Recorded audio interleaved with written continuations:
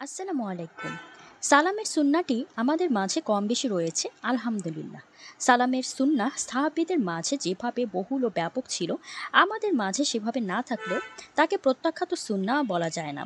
কারণ মুসলিম সমাজে সালামের প্রচলন মোটামুটি ভালোই রয়েছে।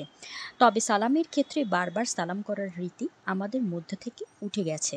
কারো সাথে দেখা হলে আমরা কেবল প্রথম সাক্ষাতে সালাম দিই। তারপর বারবার আড়াল সৃষ্টি হলে আমরা সালাম দিই না। অথচ সাহাবাই কিরাম বারবার সালাম করতেন। আবু হুরাইরা রাদিয়াল্লাহু তাআলা আনহু থেকে বর্ণিত প্রসিদ্ধ হাদিস, যে হাদিসে রাসূল সাল্লাল্লাহু আলাইহি ওয়াসাল্লাম এক ব্যক্তিকে সালাত সুন্দরভাবে আদায় নির্দেশ দেন, যার সালাতটি সুন্দর ছিল না। সে হাদিসে রয়েছে, লোকটি সালাত আদায় করে রাসূল সাল্লাল্লাহু আলাইহি ওয়াসাল্লাম এর সামনে এসে তাকে সালাম দেয়। রাসূল সাল্লাল্লাহু আলাইহি ওয়াসাল্লাম লোকটির সালামের উত্তর দিয়ে বললেন, তুমি ফিরে গিয়ে সালাত আদায় করো, কেননা তোমার সালাত আদায় করা হয়নি। লোকটি ফিরে গিয়ে আবার পূর্বের মতো সালাত আদায় করল। তারপর লোকটি রাসূলুল্লাহ সাল্লাল্লাহু আলাইহি ওয়াসাল্লামের সামনে এসে তাকে সালাম দিল। রাসূল সাল্লাল্লাহু আলাইহি ওয়াসাল্লাম লোকটির সালামের উত্তর দিয়ে বললেন, তুমি ফিরে গিয়ে সালাত আদায় করো, কেননা তোমার সালাত আদায় করা হয়নি। এভাবে ৩ বার করার পর লোকটি বলল, আপনাকে যিনি পাঠিয়েছেন সেই সত্তার কসম, আমি এর চেয়ে সুন্দর করে সালাত আদায় করতে পারবো না। অতএব আপনি আমাকে সালাত শিখিয়ে দিন। হাদিসটি এসেছে সহিহ বুখারী থেকে। তারপর রাসূল সাল্লাল্লাহু আলাইহি ওয়াসাল্লাম তাকে সালাত আদায়ের নিয়ম শিখিয়ে দেন।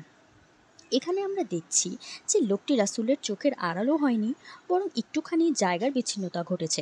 রাসূল সাল্লাল্লাহু আলাইহি সাল্লাম তার সালাত দেখছিলেন, কিন্তু লোকটি প্রতিবার রাসূল সাল্লাল্লাহু আলাইহি সাল্লাম থেকে একটু দূরে যাওয়ার কারণে প্রতিবার এসে সালাম করছে, এবং রাসূল সাল্লাল্লাহু আলাইহি ওয়াসাল্লাম প্রতিবারই তার সালামের উত্তর দিচ্ছেন।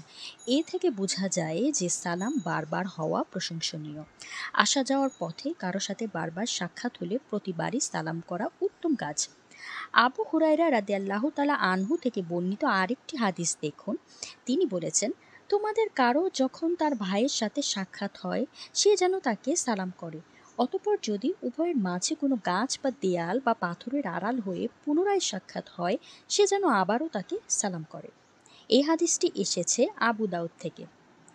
সাহাবায়ে কিরাম রাদিয়াল্লাহু তাআলা আনহুদের আচরণ কেমন ছিল, আনাস রাদিয়াল্লাহু তাআলা আনহু থেকে বর্ণিত হাদিসে রয়েছে, রাসূল সাল্লাল্লাহু আলাইহি ওয়াসাল্লাম এ সাহাবীগণ চলতেন।